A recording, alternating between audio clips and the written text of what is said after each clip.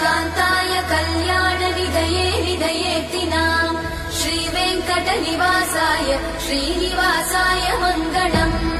लक्ष्मी सविभ्रमालोक सुभ्रूविभ्रमचक्षुषे चक्षुषे सर्वलोकानां वेङ्कटेशाय मङ्गलम्